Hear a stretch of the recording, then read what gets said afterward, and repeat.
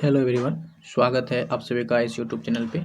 आइए आज की इस क्लास में हम लोग बिहार डीएलएड के लिए देखेंगे महत्वपूर्ण प्रश्न उत्तर। महत्वपूर्ण का मतलब इतना महत्वपूर्ण है कि आपके प्रश्न पिछले इस डेट में जो है पूछा हुआ है, और इसका जो है हम जो इस डेट में हमारा द्वितीय पाली में हुआ था उसका क्वेश्चन आंसर देखेंगे। हम लोग यहाँ पर केवल क्वेश्चन आंसर ही नहीं बल्कि इसके साथ साथ कुछ चीज़ें जो डिस्कशन होगा उसको भी एकदम बेस्ट डिस्कशन करेंगे, और ऐसा बेस्ट डिस्कशन इतना कम समय में आपको कहीं नहीं मिलने वाला है। तो आपको ये क्लास कैसा लगेगा हमें कमेंट में ज़रूर बताइएगा, और शानदार रूप से इस क्लास को हम लोग कम समय में इन्फॉर्मेटिव और नॉलेजेबल और एग्ज़ाम ओरिएंटेड ही बनाएंगे। तो चलिए हम लोग बिना देरी किए शुरू करते हैं। यदि आप चैनल पे नए आए हैं तो सब्सक्राइब करके बेल आइकन ऑन कर लीजिएगा, और क्लास पसंद आए तो लाइक कमेंट कर दीजिएगा। ठीक है, लाइक और कमेंट।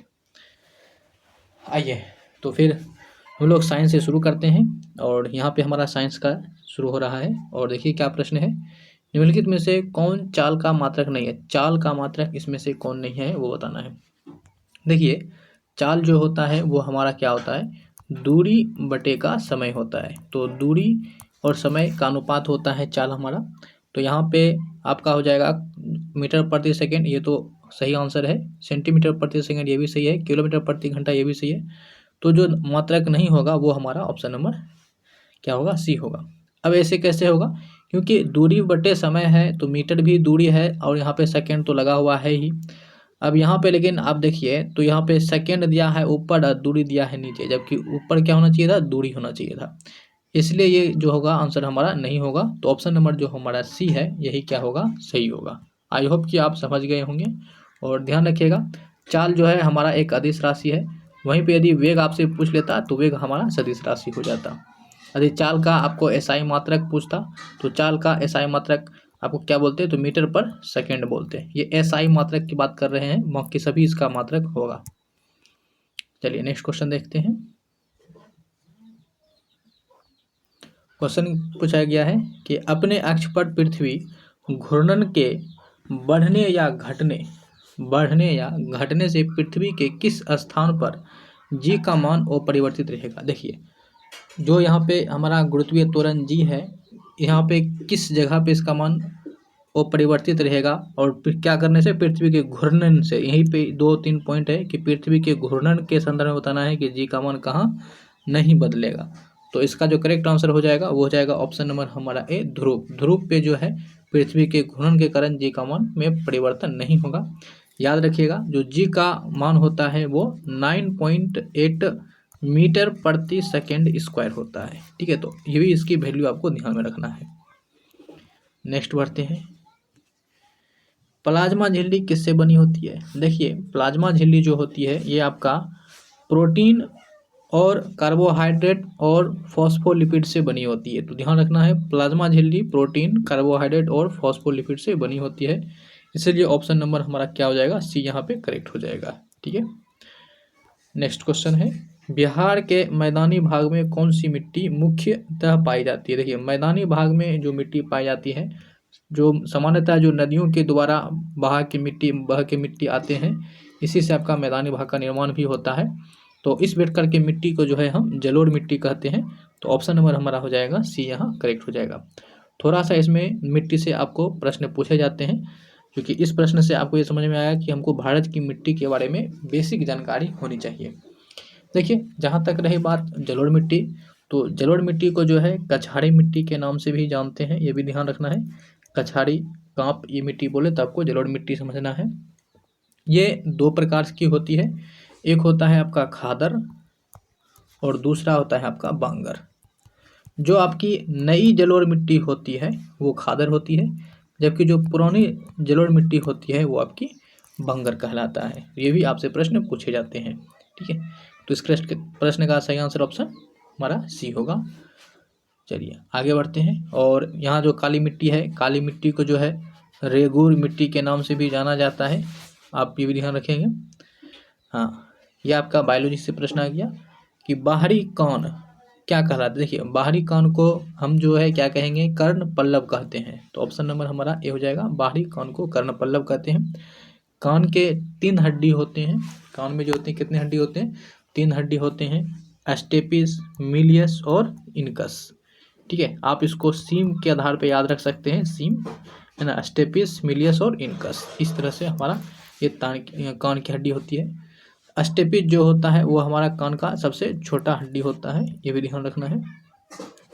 जीन के वैकल्पिक रूप का क्या नाम है? तो जीन के वैकल्पिक रूप को एलील कहा जाता है, ऑप्शन नंबर ए हो जाएगा। श्वसन क्या है? तो श्वसन एक कैटाबोलिक प्रक्रिया है, ऑप्शन नंबर सी यहाँ करेक्ट हो जाएगा। श्वसन के दौरान जो है, श्वसन हमारा दो प्रकार का होता है, एक अवायवीय होता है और एक वायवीय श्वसन होता है। अवायवीय श्वसन में ऑक्सीजन की मात्रा जो है बहुत कम होती है या नगण्य होती है या कह सकते हैं अनुपस्थित रहती है, जबकि वायवीय श्वसन में जो है ऑक्सीजन की हमारे पास पर्याप्त मात्रा होती है, ठीक है, ऑक्सीजन की उपस्थिति होती है। तो हमारा श्वसन एक कैसा प्रक्रिया है? तो कैटाबोलिक प्रक्रिया है, उपापचय प्रक्रिया है, ऑप्शन नंबर हमारा सी करेक्ट होगा। राइबोसोम किस में बनते हैं? तो देखिए राइबोसोम जो है ये किस में बनते हैं?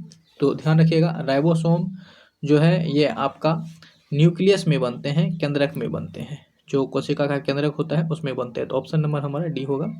राइबोसोम को जो है ध्यान रखिएगा प्रोटीन की फैक्ट्री कहा जाता है, प्रोटीन फैक्ट्री इसको कहते हैं, तो ये भी आपको ध्यान रखना है।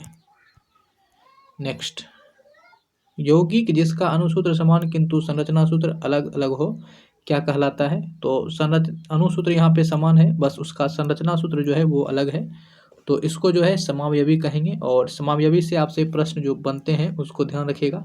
एक तो ये जो प्रश्न आपका पूछा गया है परिभाषा, ये आपका परिभाषा पूछा है, तो परिभाषा यानी कि किसको कहते हैं ये समझ के रखना है, ये हो गया। इसके साथ समावयवी से कुछ समावयवी का उदाहरण पूछते हैं, जिसमें से आपको ये पूछ देते हैं कि बताइए कि ब्यूटेन का जो है, ब्यूटेन का कितने समावयवी होते हैं? तो याद रखिएगा ब्यूटेन के समावयवी की संख्या कितनी है? तो 2 है। और वहीं यदि आपसे ये पूछ दे कि पेंटेन के कितने समावयवी होते हैं? तो पेंटेन के 3 समावयवी होते हैं। और इसके पहले जो आपका मेथेन है, इथेन है, ठीक है, और प्रोपेन है, इन सभी के समावयवी की संख्या 1 होती है। ये आप ध्यान रखेंगे, आपसे ये दो जो है ये पूछा जाता है ज़्यादातर। नेक्स्ट, सामान्य नेत्र के लिए दूर बिंदु क्या है? दूर बिंदु पूछा गया है, तो दूर बिंदु जो हो जाएगा सामान्य नेत्र के लिए वो अनंत हो जाएगा। वहीं आपसे यदि निकट बिंदु पूछता तब जो है यहाँ पे आपका 25 सेंटीमीटर हो जाता, यदि निकट पूछता तब। चलिए, और आपको ये भी पता होगा कि जो हमारा मानव नेत्र होता है इसमें उत्तल लेंस होता है, ठीक है, ये ध्यान रखना है। डायनेमो में क्या होता है, यानी कि डायनेमो में क्या होता है? तो डायनेमो जो होता है ये आपका जो यांत्रिक ऊर्जा होता है इसको विद्युत ऊर्जा में बदलने का काम करता है। और ध्यान रखेंगे डायनेमो जो है आपका ये विद्युत चुंबकीय प्रेरण के सिद्धांत पे काम करता है, ठीक है, विद्युत चुंबकीय प्रेरण के सिद्धांत पे। विश्व पर्यावरण दिवस जो है कब, किस तारीख को मनाया जाता है, ये पूछा गया है। तो पर्यावरण दिवस जो है ये 5 जून को मनाया जाता है, तो इसलिए ऑप्शन नंबर सी हो जाएगा। और काफ़ी ये शानदार प्रश्न है, इस प्रश्न को आप याद रखेंगे और यहाँ पे आपसे पूछा भी गया है। नेक्स्ट, फ्लेमिंग के वाम हस्त नियम में बाएं हाथ के तर्जनी क्या संकेत करती है? तो देखिए तर्जनी के बारे में पूछा गया है, तर्जनी क्या संकेत करता है? तो ध्यान रखिएगा, पहले यहाँ पे एक चीज़ बताते हैं, ध्यान रखिएगा। यहाँ पे वाम हस्त नियम बोला तो आपको जो है एक चीज़ याद रखना है, FBI इसका रूल आप याद रखिए। FBI का मतलब क्या है? ये हमारा हो जाएगा अंगूठा वाला, जो अंगूठा हो जाएगा, उसके बाद तर्जनी, उसके बाद मध्यमा हो जाएगा। एक बगल से ये हमने उंगली का कोड रखा है। तो इसमें F का मतलब हो गया बल, B का मतलब हो गया चुंबकीय क्षेत्र, I जो है वो विद्युत धारा को I से दर्शाते हैं और चुंबकीय क्षेत्र को B से दर्शाते हैं और बल को F से दर्शाते हैं। तो यहाँ पे तर्जनी पूछा है, तो तर्जनी जो हो जाएगा वो हमारा क्या करेगा? तो ध्यान रखिएगा तर्जनी यानी B यानी कि चुंबकीय क्षेत्र की दिशा, जो कि ऑप्शन नंबर आपको डी में देखने को मिलेगा। करेक्ट आंसर क्या हो जाएगा? Option number D. यदि आपसे धारा पूछता तो ये आई हो जाता, चुंबकीय क्षेत्र बी पूछा है जो कि हमारे पास क्या हो जाएगा? तर्जनी। तो ये ध्यान रखेंगे, आपके लिए ये आसान कर दिया, याद रखना। चलिए, यदि आपको क्लास पसंद आ रहा हो तो एक लाइक जरूर कर देंगे आप, लाइक से हमारा मोटिवेशन बढ़ता है, साथ ही चैनल को आप अपने दोस्तों के साथ शेयर करें। चलिए, नेक्स्ट प्रश्न है आपके सामने, कौन सी वस्तुएं ऊष्मा का अच्छा चालक है? तो जो धातु होगा वही ऊष्मा का सबसे अच्छा चालक होगा। तो इसमें आप देखेंगे तो केवल ऑप्शन नंबर बी में आपको शीशा मिलेगा, जो कि एक धातु है। ऑप्शन नंबर बी हमारा करेक्ट हो जाएगा। खाद्य जैसे गेहूं, चावल, मक्का, बाजरा, ज्वार हमें मुख्य रूप से प्राप्त होता है। इन सभी खाद्य पदार्थों से आपको क्या प्राप्त होता है? तो इन सभी से जो है मुख्य रूप से हमें कार्बोहाइड्रेट प्राप्त होता है, इसलिए कार्बोहाइड्रेट ऑप्शन नंबर बी जो है हमारा सही होगा। नेक्स्ट, कालाजार रोग का उष्मायन अवधि क्या है? तो कालाजार रोग का उष्मायन अवधि जो होता है वो 2 से 4 महीना होता है। डैश वायु प्रदूषक संकेतक है। तो वायु प्रदूषक संकेतक के रूप में किसे जानते हैं? तो लाइकेन, आप कहेंगे लाइकेन को जो है, लाइकेन को यहाँ पे हम वायु प्रदूषक मानते हैं, संकेतक के रूप में लाइकेन को। परमाणु के नाभिक में उपस्थित होते हैं। तो परमाणु के नाभिक में आपका प्रोटॉन होता है और न्यूट्रॉन होता है। देख लीजिए कहाँ है, आपको ऑप्शन नंबर जो है यहाँ बी में देखने को मिलेगा। ठीक है, ये बी हो जाएगा आपका correct answer. Next, pH scale की खोज जो है किसने किया? तो सोरेनसन के द्वारा जो है ये आपका पीएच स्केल का खोज किया गया है, इसीलिए यहाँ पे सोरेनसन आपका करेक्ट आंसर होगा। पीएच स्केल में जो होता है आपका 0 से लेकर के 14 तक की संख्या सोरेनसन ने दर्शाया था, और बीच में ये 7 को आधार बनाया था। और इन्होंने कहा कि 7 से जैसे जैसे कम आएंगे आप अम्ल की तरफ आएंगे, और जैसे जैसे 7 से अधिक जाएंगे वैसे वैसे उसकी जो बेसिक होगा यानी कि क्षार होगा वो बढ़ता जाएगा। तो इस प्रकार से इन्होंने कहा। और आपको ये भी चीज़ पता होगा कि जो यदि 7 के बराबर है पीएच मान तो वो हमारा उदासीन होता है, और यदि 7 से अधिक है तो वो हमारा क्षारीय होता है, और 7 से यदि हमारा कम है तो वो हमारा अम्लीय होता है। नेक्स्ट है, आधुनिक आवर्त सारणी किसने बनाया? क्वेश्चन बहुत अच्छा है, और इस क्वेश्चन में ट्विस्ट है। ट्विस्ट ये है कि किसने बनाया, ये है ना, तो बनाया जो गया है वो बोर के द्वारा बनाया गया है। और वहीं ये नियम जो है आधुनिक आवर्त सारणी का नियम यदि आपसे पूछ लेता कि नियम किसके द्वारा दिया गया है, तब जो है आपके पास मोस्टली इस प्रश्न का सही आंसर होता। ठीक है, लेकिन किसने बनाया? तो बोर के द्वारा जो है ये आवर्त सारणी तैयार किया गया है, लेकिन ये नियम जो है मोस्टली के द्वारा दिया गया। तो करेक्ट आंसर ऑप्शन नंबर हमारा ए होगा। बहुत ही शानदार प्रश्न, और शानदार का मतलब है बहुत ही कन्फ्यूजन प्रश्न ये है। चलिए, तो साइंस का यहाँ तक का हमारा पोर्शन हो चुका है, और अभी तक आपने यदि लाइक और शेयर नहीं किया है तो एक कमेंट करके ज़रूर बताएं कि आपको ये क्लास कैसा लगा। ज़रूर कमेंट करें, उससे हमें मोटिवेशन मिलता है और अच्छा भी लगता है। आइए अब जो है हम लोग यहाँ पे सामाजिक अध्याय का ये चैप्टर शुरू करते हैं, और देखते हैं क्या सब प्रश्न पूछे गए हैं। किस आधार पर लोकतंत्र को सर्वोत्तम शासन कहते हैं? देखिए, लोकतंत्र का सर्वोत्तम शासन तभी कहेंगे जब वह शासन या लोकतंत्र जनता पर आधारित होगा। तो ऑप्शन नंबर डी के साथ आप सही होगा जाएंगे। दुर्गावती जलाशय परियोजना बिहार के किस जिले में है? तो देखिए, दुर्गावती जो जलाशय परियोजना है ये आपका कैमूर जिला में स्थित है। क्या हो जाएगा? कैमूर में। Option number C. इनमें से कौन सी स्वतंत्रता भारतीय नागरिकों को नहीं है? कौन सी स्वतंत्रता भारतीय नागरिकों को नहीं है? तो देखिए, संविधान के केंद्रीय मूल का विरोध करना, केंद्रीय मूल्यों का विरोध करना, क्या ये स्वतंत्रता में आएगा? तो बोलेंगे बिल्कुल ये आ सकता है। सरकार का आलोचना करना, हाँ हमें आज़ादी है कि हम सरकार की आलोचना कर सकते हैं, हमें ये अधिकार है। सरकार बदलने के लिए आंदोलन शुरू करने की स्वतंत्रता, हाँ बिल्कुल आंदोलन कर सकते हैं। सशस्त्र विद्रोह में भाग लेने की स्वतंत्रता, तो बच गया ऑप्शन डी, यही हमारा क्या होगा? सही होगा। और जो कि गलत भी यहाँ पे कथन लिखा हुआ है, इसलिए ऑप्शन नंबर डी हमारा सही है। भारत की वित्तीय राजधानी कौन है? तो ध्यान रखिएगा, भारत की वित्तीय राजधानी जो है मुंबई को भारत की वित्तीय राजधानी कहा जाता है। ठीक है, मुंबई जो कि महाराष्ट्र में स्थित है। विश्व की सर्वोच्च शिखर माउंट एवरेस्ट किन 2 देशों की सीमा पर स्थित है? तो माउंट एवरेस्ट जो है ये आपको नेपाल और तिब्बत में मिलेगा। तो नेपाल और तिब्बत ऑप्शन नंबर हमारा ए हो जाएगा। क्या हो जाएगा? ऑप्शन नंबर ए, नेपाल और तिब्बत। ठीक है, निम्नलिखित में से किस नदी का उद्गम अमरकंटक नहीं है? अमरकंटक नहीं है तो सोन नदी का है, जोहिला का है, नर्मदा का भी, हाँ नर्मदा का भी उसी में पड़ता है। और ये जो है तापी का नहीं है, ये ध्यान रखेंगे। अब इसमें ध्यान रखेंगे जो सोन नदी है इसका उद्गम तो उद्गम का मतलब कहाँ से निकलती है, तो सोम नदी का उद्गम अमरकंटक में है और अमरकंटक से निकल करके ये जो है ये बिहार में गंगा नदी से मिल जाती है, यानी कि सोन नदी बिहार की गंगा का सहायक नदी है और गंगा का एकमात्र ये ऐसा सहायक नदी है जिसका उद्गम अमरकंटक में होता है। वहीं नर्मदा नदी जो है अमरकंटक से निकल करके ये आपका अरब सागर में जाके गिरती है। जमोरीन कहाँ का राजा था, देखिए जो केरल का कालीकट था वहाँ के शासक को जमोरीन कहा जाता था, तो ऑप्शन नंबर हमारा डी हो जाएगा। और कालीकट कहाँ है, तो ये कहेंगे केरल में है। कहाँ है, केरल में है, ठीक है, ये ध्यान रखेंगे। और कालीकट पे पहुंचने वाला प्रथम जो पुर्तगाली थे वो वास्को डी गामा थे, ये ध्यान रखना है। सिंगरौली किस राज्य का सबसे बड़ा कोयला क्षेत्र है, देखिए सिंगरौली जो है ये आपका कहाँ है, तो ये मध्य प्रदेश में है। क्या हो जाएगा, मध्य प्रदेश। और मध्य प्रदेश की राजधानी क्या है, हमें कमेंट करके बताएं। नेक्स्ट, प्रथम विश्व युद्ध का तत्कालिक कारण क्या था, देखिए प्रथम विश्व युद्ध का जो तत्कालिक कारण है वो क्या था, तो ऑस्ट्रिया के युवराज सिरोजेवो में हत्या हुआ था, यही इसका तत्कालिक कारण माना जाता है।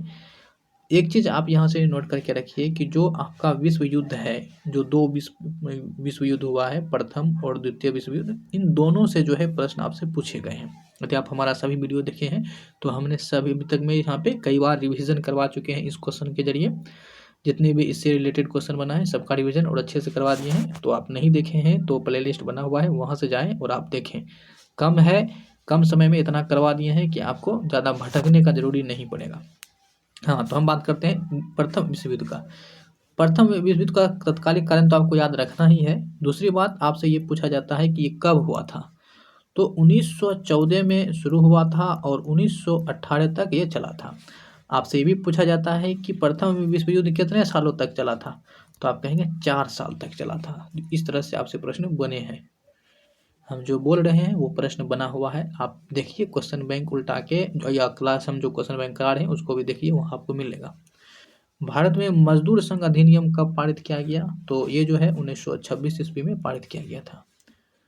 मूंगफली का दूसरा सबसे बड़ा उत्पादक राज्य कौन है, देखिए मूंगफली का जो पहला उत्पादक राज्य है, सबसे बड़ा उत्पादक राज्य है वो गुजरात है, लेकिन हमसे दूसरा पूछा है इसीलिए करेक्ट आंसर हमारा तमिलनाडु होगा जो दूसरा है। वहीं पहला भी आपको याद रखना है, कौन हो जाएगा, गुजरात। मतदाता पहचान पत्र के अलावा कितने प्रमाण पत्र वैध होते हैं, मतदाता पहचान पत्र के अलावा यदि आपसे ये वैध प्रमाण पत्र पूछे तो उसकी संख्या जो है वो 14 है। लीग ऑफ नेशन राष्ट्र संघ के विचार के लिए कौन अमेरिकी राष्ट्रपति जिम्मेदार है, तो उस राष्ट्रपति का नाम क्या है, तो वुडरी विल्सन। किस देश का जनसंख्या घनत्व जो है भारत से अधिक है, यहाँ पे देश पूछा है, तो जनसंख्या घनत्व के संदर्भ में देश सबसे अधिक जो जनसंख्या घनत्व है वो किसका है, तो याद रखेंगे वो बांग्लादेश का है। किसका है, बांग्लादेश। बांग्लादेश का जनसंख्या घनत्व जो है ये आपका 1330 है, 1330 है, ठीक है, ये ध्यान रखेंगे। वहीं यदि भारत की बात करें तो भारत का जो जनसंख्या घनत्व है ये आपका 832 है। कितना है, 832। और भारत में सबसे अधिक जनसंख्या घनत्व किसका है, तो आप कहेंगे ये बिहार का है। किसका है, बिहार का है, ये ध्यान रखेंगे। सार्क का मुख्यालय कहाँ स्थित है, तो सार्क का मुख्यालय जो है ये आपका काठमांडू में स्थित है। काठमांडू कहाँ है, तो काठमांडू ये नेपाल की राजधानी काठमांडू है, तो वहाँ स्थित है। और सार्क जो है ये एक दक्षिण एशियाई का सहयोग जो संगठन है, दक्षिण एशियाई देशों का एक संगठन है। इसमें कुल 8 सदस्य हैं और आपसे सार्क के बारे में पूछे जाते हैं कई तरह से, तो हम जो बता रहे हैं इसको आप नोट कर लीजिए। सार्क का मुख्यालय नेपाल के काठमांडू में स्थित है। इसके सार्क में कुल 8 देशों का ये सदस्य है और इसका गठन जो है आपका दिसंबर 1985 ईस्वी में किया गया। अब इसमें 8 सदस्य कौन कौन से हैं उसको आप ध्यान रखेंगे। यदि नक्शा के आधार पे आप देखेंगे तो सबसे नीचे जो है आपको मालदीव मिलेगा, फिर उसके बाद आपको श्रीलंका मिलेगा, उसके बाद फिर आपको इंडिया यानी कि हमारा प्यारा देश भारत मिलेगा। उसके बाद पाकिस्तान, फिर आप अफ़गानिस्तान के साथ आएँगे, अफ़गानिस्तान के आप इधर आएँगे तो फिर आपको नेपाल मिलेगा, ठीक है। और उसके बाद फिर जो है अफ़गानिस्तान के आगे जब आएँगे तो आपको भूटान मिलेगा, और भूटान के बाद नीचे आएँगे तो आपको बांग्लादेश मिलेगा, ठीक है। तो ये इस तरह से हमारे पास 8 देश हैं, ये 8 देश आप ध्यान में रखेंगे। चलिए, कम समय में आपको हमने इतना चीज़ें बता दिए, तो ज़रूर आप एक बार लाइक कर देंगे। हाँ, नेक्स्ट क्लास क्वेश्चन देखिए। देश प्रसिद्ध भारतीय स्वतंत्रता सेनानी थे जिन्होंने भारतीय संसाधन संरक्षण के बारे में महत्वपूर्ण अवलोकन किया। हर किसी की जरूरत के लिए पर्याप्त है, किसी के लालच के लिए नहीं। तो ये कथन जो है संसाधन के संदर्भ में किसने कहा था, आपने पढ़ा होगा तो क्लास 10th का ये आपका जो ज्योग्राफी है, या आप इंटर में भी यदि आर्ट्स से होंगे तो वहाँ पे ये चीज़ें आप पढ़े होंगे ज्योग्राफी में, तो वहाँ पे ये चीज़ें बताया गया है। और ये वाक्य जो कहा गया है, ये भारत के कहे जाने वाले जो राष्ट्रपिता हैं महात्मा गांधी के द्वारा ये हमारे पास कहा गया है। ऑप्शन नंबर हमारा बी यहाँ पे करेक्ट होगा। और महात्मा गांधी के आपको जन्मतिथि याद रखना है 2 अक्टूबर 1869 ईस्वी को गुजरात के पोरबंदर नामक स्थान पे हुआ था। नेक्स्ट, भारत में सबसे ऊंची सड़क कहाँ मिलती है। जैसे आपको सबसे ऊंची आ जाएगा बात, तो आप लद्दाख के दिशा में चले जाएंगे। लद्दाख ऊंचा जगह है, तो सबसे ऊंची सड़क भी कहाँ मिलेगा, लद्दाख में मिलेगा। साधारण विधेयक को कानून बनाने से पहले कितने चरणों से होकर गुजरना पड़ता है, तो ये कुल 5 चरणों से होकर उसको गुजरना पड़ता है। छत पर वर्षा जल संचयन पुनर्भरण की तकनीक है, कैसी तकनीक है, तो ये एक भूजल तकनीक है। हिटलर के बारे में पूछा गया, हिटलर किसका प्रवर्तक था। देखिए, हिटलर जो था ये नाजीवाद का प्रवर्तक था। हिटलर कहाँ का था, तो याद रखेंगे हिटलर जो था ये आपका जर्मनी का था। कहाँ का था, जर्मनी का। और आपसे कई बार फांसीवादी के बारे में पूछा जाता है, तो फांसीवादी का जो फांसीवाद है इसका जनक मुसोलिनी को जो है यहाँ पे आपको फांसीवादी का जनक कहा जाता है। तो ये पॉइंट जो है आप याद रखेंगे।